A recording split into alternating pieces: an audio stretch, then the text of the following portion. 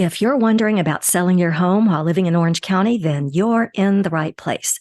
On this channel, we are sharing all the tools for first-time home sellers and covering topics like, should you sell your house now? Costly home seller mistakes, how to put the most do-re-mi in your pocket when you sell your home, and so much more.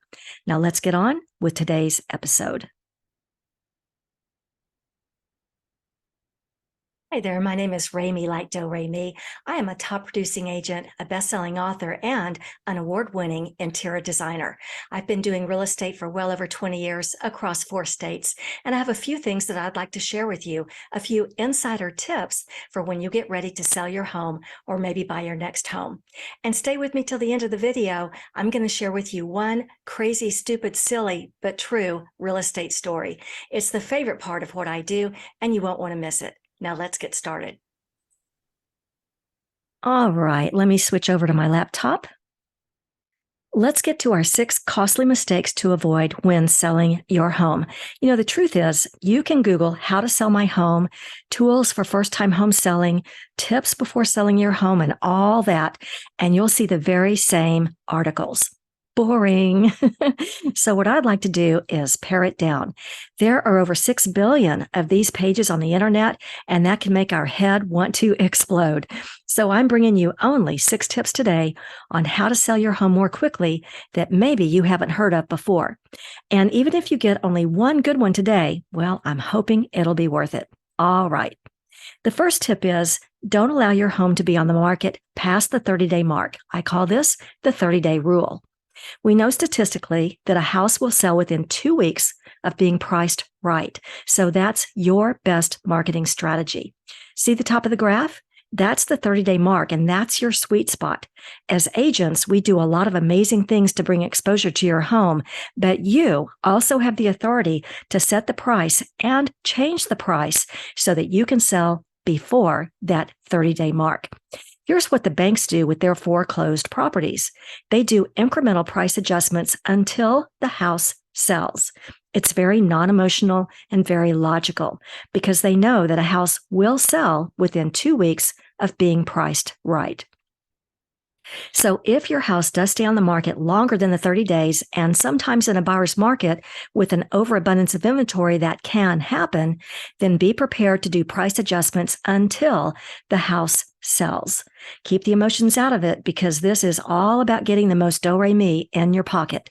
Write this down. A house will sell within 2 weeks of being priced right. If you remember nothing else, remember this: the best marketing in the world will never sell a house that isn't priced right.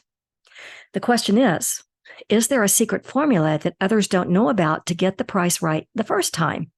Well, when we meet in person to go over all the options for selling your home, we can talk about this. I'm happy to share. Now, before we get started with tip number 2, if this is your first time on the channel and you don't want to miss any tools for first-time home sellers, then take a minute to subscribe below and tap the bell for notifications. This will also help people just like you who want the best information. On this channel, we'll talk about how to put the most do-re-mi in your pocket when you sell your home. We get calls every single day from people asking how to sell my house more quickly, and we love it. Whether you're looking to sell your house and move tomorrow or somewhere down the road, give us a call, shoot us a text, send us an email, or schedule a Zoom call. We are happy to help, and those links are below. Now for the next tip, photos are everything. You know, a lot of agents will want to use professional photography, and for some homes, this is a good idea. But here's what you may not know. A listing with at least 6 photos will typically get viewed 6 times more online. In other words, that's 6 times more exposure.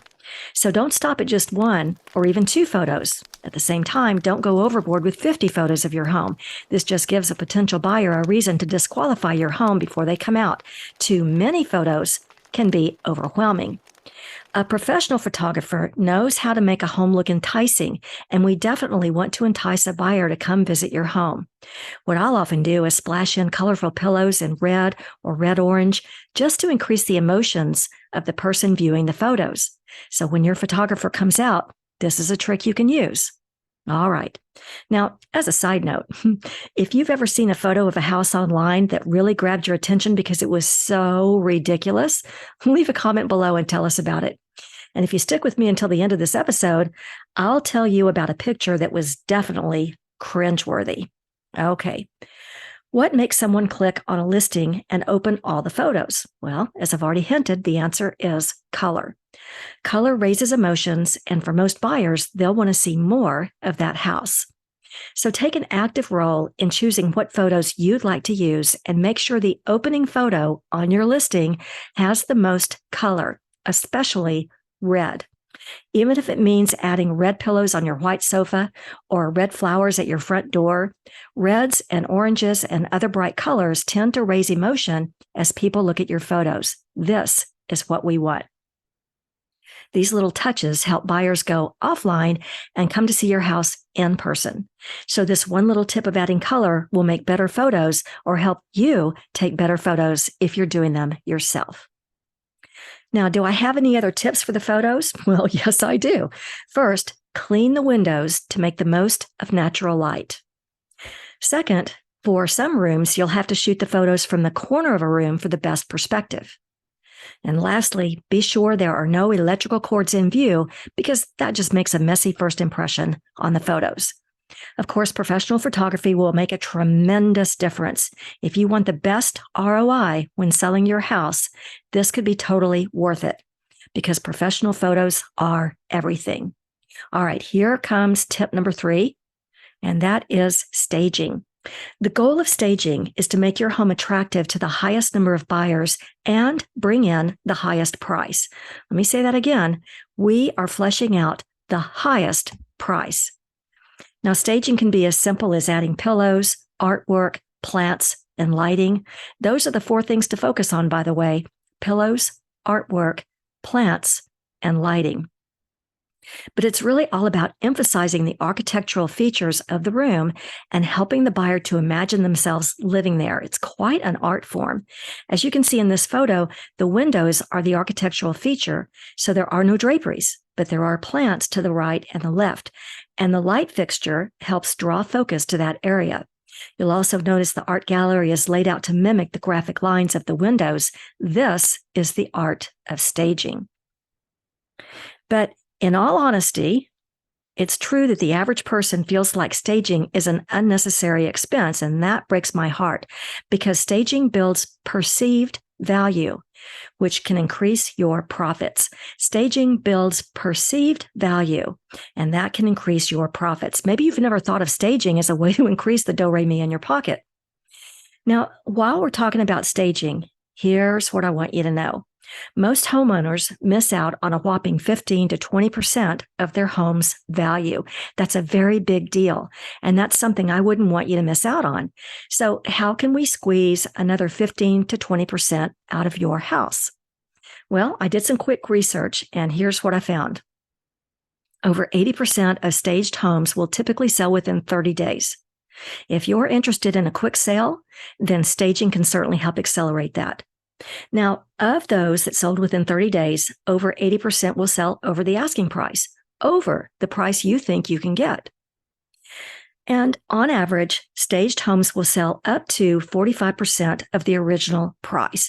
Now, of course, these numbers are all subjective and depend on whether your house was a total fixer, whether it was already fully upgraded, what price range it's in, but still, 45% is too significant of a number to ignore. And that's why we're talking about staging right now. So I'm a big fan of getting the most do-re-mi when you sell your home. So staging is definitely a marketing strategy that I can recommend. All right, let's move on to number 4. Now, this may seem a little bit weird, but this tip is all about exposing your baseboards. You know, I mentioned that I have a degree in interior design, and I bring a lot of that skill into my listings. And one of the ideas that I use most often is that we want to see your baseboards. In other words, we're going to declutter. Can you see in this photo how there are stacks of books, and maybe that's a vacuum cleaner there or rolled up maps? I don't know. It's cluttered. In our daily life, we tend to allow clutter and we stack things up to put them away later, and we literally become blind to our own stuff. But it covers up the baseboards. If you think about it, or think about magazine photos, in those interior shots, we can always see the baseboards. It creates a sense of space and beauty. So pick up the clutter and move it to the garage. Now, leave a comment below if you live in the kind of house where we can see your baseboards, or whether you tend to be a clutter bug. No judgment here, just curious. All right, let's move on to number 5, and that is to be a mystery shopper. Companies spend thousands of dollars to send mystery shoppers out into the field and report back their experience as a customer. You can be a mystery shopper as well. Go and visit other active listings in your area so that you know what your buyers are seeing. Make a note of what you like and what you don't like.